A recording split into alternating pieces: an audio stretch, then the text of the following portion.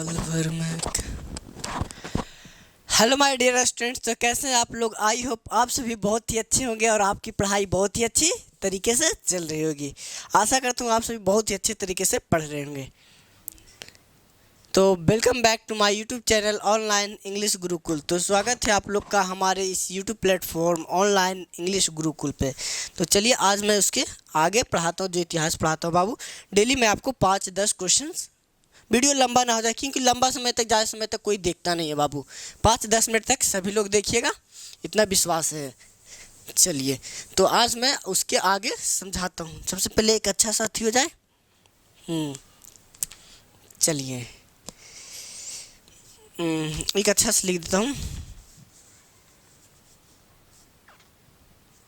चलो एक तरक्की के ऊपर ही सुना देता हूँ कि जो लोग सर बोलते हैं, कि जो लोग सर बोलते हैं ना, कि नहीं देखते हो आप अपने अगल बगल में देखते हो कि कुछ लोग होते हैं सर बोलते हैं। सर जो लोग सर की बोलते हैं कि हर चीज़ किस्मत से कि हर चीज़ किस्मत से भी मिल जाती है, कि हर चीज़ किस्मत से भी मिल जाती है, तो उनके लिए मैंने कुछ लिखा। नहीं बोलता कोई सर ये तो आपको किस्मत से मिल गया, ये मिल गया, वो मिल गया, तो मैंने उनके लिए कुछ लिखा था, वो मैं सुनाना चाहता हूँ। तो सुनिएगा, मैंने कुछ लिखा है। हाँ बेशक सितारे चमके हैं मेरे, कि हाँ बेशक सितारे चमके हैं मेरे, कि हाँ बेशक सितारे चमके हैं मेरे, पर ये घर बैठे तो गिनने के कमाई नहीं। कि हाँ बेशक सितारे चमके हैं मेरे, पर ये घर बैठे गिनने के कमाई नहीं। जो चमके हैं मेरे सितारे, ये मेरे गलियों में मेहनत करके लाई है। जो चमके हैं मेरे सितारे, ये मेरे गलियों में। चलो एक और है गरीबी के ऊपर, कि गरीबी के ऊपर है बाबू। कि गरीबी इतना बेशरम होता है कि आपको कभी कुछ चीज़ का आभास ही नहीं होने देता है। कहता है, जो कि अमिताभ बच्चन की लाइन है, गरीबी सबसे बेहतरीन शिक्षक होता है, जो कि हमें प्रोत्साहित करता है कि हम और आगे बढ़े। क्योंकि गरीबी जिसने देखी है वही बता सकता है बाबू कि किस तरह से आप लोग कर सकते हैं। चलिए इन्हीं शब्दों के साथ आपका गुरु स्वागत करता है। 3 मिनट समय बर्बाद कर दिए। चलिए ठीक है, let's come to the point. चलिए अब क्वेश्चन पे आ जाते हैं। नेक्स्ट क्वेश्चन है क्या बाबू? मार्कर जी, अरे मार्कर कहाँ रख दिया जी? एक मिनट। चलिए मार्कर यही है। चलिए अब एक क्वेश्चन है, अगला क्वेश्चन है, सर्वहारा वर्ग से आप क्या समझते हैं? क्वेश्चन है प्रश्न। तो प्रश्न है बाबू, सर्वहारा वर्ग, क्या बोले? सर्वहारा वर्ग से आप क्या समझते हैं? क्या समझते हैं? सर्वहारा वर्ग से आप क्या समझते हैं? सर्वहारा वर्ग से आप क्या समझते हैं? तो सर्वहारा वर्ग समझाते हैं हम समझाते हैं ना जी, आप समझे या ना समझे, हम तो आपकी मोहब्बत। राइटिंग प्रॉब्लम है क्या? आई थिंक प्रॉब्लम नहीं होनी चाहिए। चलो मुझे वैसे भी कोई दिक्कत नहीं होती। सर्वहारा वर्ग, क्या बोले? सर्वहारा वर्ग से आप क्या समझते? तो सर्वहारा वर्ग की बात करें तो समाज का वैसा वर्ग जिसके पास अपना कहने के लिए कुछ भी चीज़ नहीं हो, मैंने बोला समाज का वैसा वर्ग जिसके पास अपना कहने के लिए कुछ भी नहीं हो। जैसे मैंने बोला किसान, क्या बोले बाबू? किसान। उसके बाद मैंने बोला फुटपाथ, जो फुटपाथ पे स्टॉल लगाते, फुटपाथ वाले लोग, फुटपाथ वाले लोग, किसान हो गया, फुटपाथ वाले लोग हो गया, मजदूर हो गया। क्या हो गया? मजदूर। क्या इसके पास अपना कहने के लिए कुछ होता है जी? नहीं। कुछ होता है? नहीं। तो ये सब सर्वहारा वर्ग में होता है। किसमें? सर्वहारा वर्ग में। और एक मूवी देखी थी मैंने, आनंद कुमार की थी, ये सुपर 30 मूवी। उसमें बच्चे को इतना अच्छा इंस्पिरेशन किया जाता है उसमें, और जो आप रियल में देखोगे तो वो टीचर के लाइफ को दिखाता है कि एक टीचर का लाइफ। जैसे खान सर की एग्जांपल, जब खान सर को क्या हुआ था, जब वो खान सर अंतिम पड़ाव में थे, तो वो गंगा नदी के किनारे जाकर बैठ गए थे। गंगा नदी के किनारे बैठकर वो सोचने लगे कि उनके जेब में 40 रुपया था। उनको मन किया कि हम घर लौट जाए, इतना डिप्रेशन हो गया था, तो उनको लगा कि घर लौट जाऊँ। और घर लौटने का भाड़ा उनका कितना था, 90 रुपया।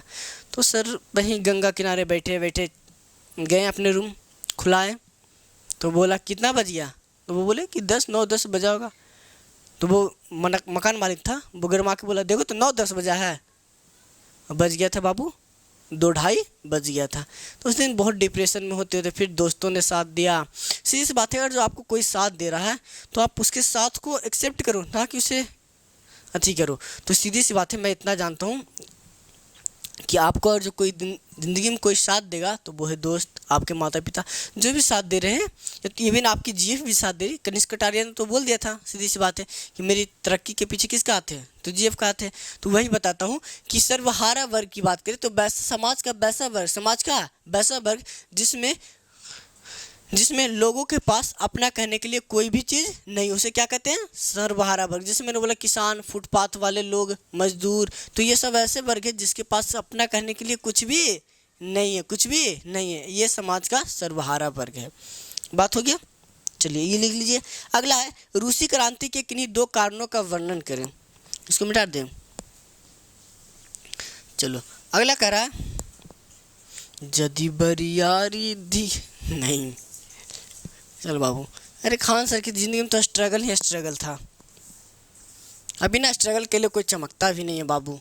अगला प्रश्न क्या कर रहा है, प्रश्न तुम ध्यान समझना, कहता है रूसी क्रांति, क्या बोले, रूसी क्रांति के किन्हीं, क्या बोले, किन्हीं 2 कारणों, रूसी क्रांति के किन्हीं 2 कारणों का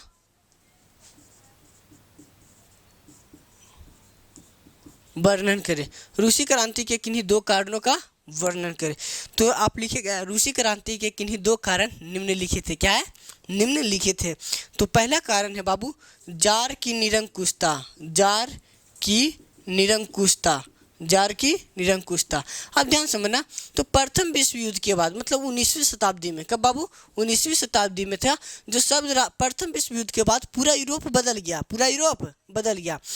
तो बताते हैं, प्रथम विश्व युद्ध के बाद पूरा यूरोप कुछ हो गया, बदल गया। लेकिन इस ससुर का नाती जो रूस वाला था, ये रूस साला बदले के नामे ना लेवे। ये मतलब अपने ज़िंदगी में मगन था, मतलब जैसे पहले चल रहा है वैसे ही चला रहा है, मतलब लिखेगा। तो रूसी क्रांति के प्रमुख 2 कारण निम्नलिखित थे। पहला जार की निरंकुशता। तो 19वीं शताब्दी मतलब प्रथम विश्व युद्ध के बाद, मतलब प्रथम विश्व युद्ध के बाद 19वीं शताब्दी पूरा यूरोप बदल चुका था। जितना भी राजा था सब अपना शक्ति को कम कर दिया था।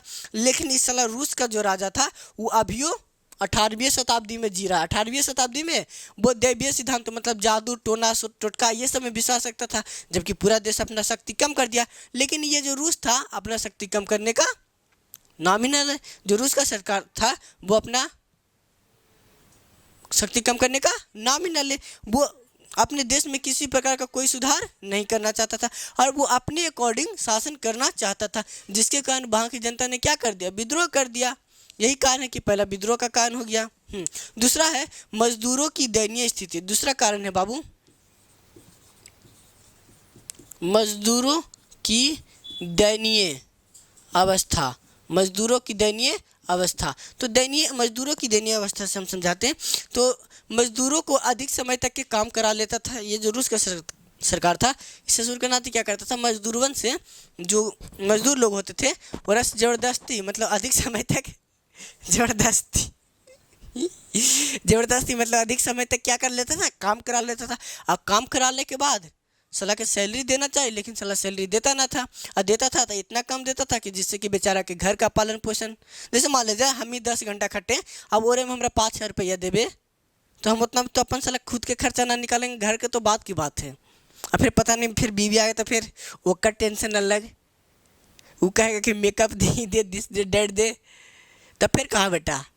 इसीलिए तो क्या करता था, यानी जो रूस की सरकार था, समझाना चाहता हूँ, बुरा मत मानिएगा, तो मैं समझाना चाहता हूँ कि मजदूरों की दयनीय स्थिति, मतलब वहाँ की जो रूस की सरकार थी वो मजदूरों से ज़्यादा काम करा लेते थे, लेकिन उन्हें उतना पेंशन नहीं देते थे जितना में कि उनका घर भी चल सके, जिसके कारण वहाँ का मजदूर भी उससे कुछ था नाखुश रहेगा तो विद्रोह करेगा ही बाबू।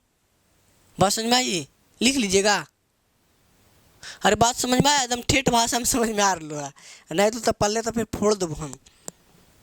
चलो, 2 एक्सप्लेन कर देगा, ना करेगा तो फिर मारेंगे हम।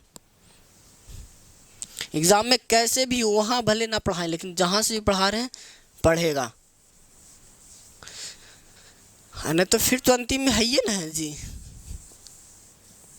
जदी बरियारी दीवाना के जरो की, सिक्सर के छौ गोली छाती में ठोकी। अगला क्वेश्चन है, कार्ल मार्क्स की जीवनी का वर्णन करें। क्वेश्चन है, अगला क्वेश्चन है बाबू।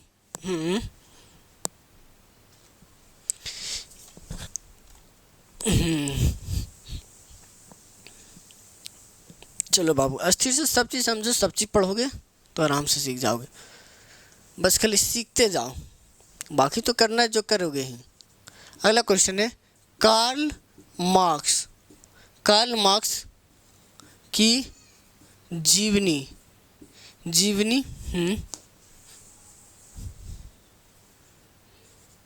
का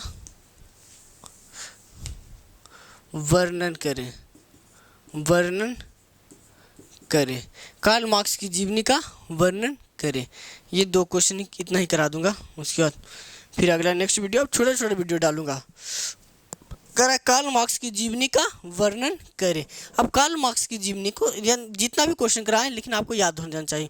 तो कार्ल मार्क्स की बात करें तो कार्ल मार्क्स का जन्म 5 मई 1818 को जर्मनी के, कहाँ जी, जर्मनी के यहूदी परिवार में हुआ था। यहूदी परिवार में हुआ था। इनकी जो स्कूली शिक्षा थी वो टियर नामक स्कूल से हुई थी। यानी इनकी जो स्कूली शिक्षा थी, जो हाई स्कूल की शिक्षा थी, तो वो टियर स्कूल से हुआ था, टियर हाई स्कूल से हुआ था। कहाँ से? टियर हाई स्कूल से हुआ था। उसके बाद ये उच्च शिक्षा के लिए बॉन विश्वविद्यालय चले गए। कहाँ चले गए? बॉन विश्वविद्यालय चले गए, जहाँ पर इनकी मुलाकात फ्रेडरिक एंगल्स से हुई। किससे जी? फ्रेडरिक एंगल्स से। किससे हुई? फ्रेडरिक एंगल्स से। और ये इनकी विचारधारा से काफ़ी प्रभावित हुए। जहाँ पर इनकी मुलाकात किससे हुई? फ्रेडरिक एंगल्स से हुई। और ये इसकी विचारधारा से काफ़ी कुछ हुआ, प्रभावित हुआ। प्रभावित होने के बाद इनकी बात करें तो 1843 में इनकी जेनी नामक युवती के साथ इनकी कोची होगी? ससुर के नाती का शादी हो गया। जेनी से कोची हो गया? शादी। जेना से पहले से प्रेम करता था, मतलब लव मैरिज था। क्या था? Love marriage. ससुर का नाती पहले से जानता था, फिर भी मतलब 1843 उस समय चल रहे, तब कहीं नहीं चलेगा, अभी चलेगा। उस समय जब एरस लव मैरिज कर लिया तो ये अब काहे नहीं कर सकता है। तो जेनी नामक युवती से शादी कर लिया। कौन? ये कार्ल मार्क्स। उसके बाद 1844 में पहले इसकी मुलाकात हीगल से हुई थी। किसकी? हीगल से। उसके बाद इसकी मुलाकात फ्रेडरिक एंगल्स से हुआ जी, माफ़ कीजिएगा। उसके बाद इसकी मुलाकात फ्रेडरिक एंगल्स से हुए थे। किससे? एंगल्स से। किससे? एंगल्स से। 1844 में मुलाकात किससे हुई? एंगल्स से। और ये 4 साल दोनों मिलकर 4 साल के बाद मतलब कब? 1848 में इसने साम्यवादी घोषणा पत्र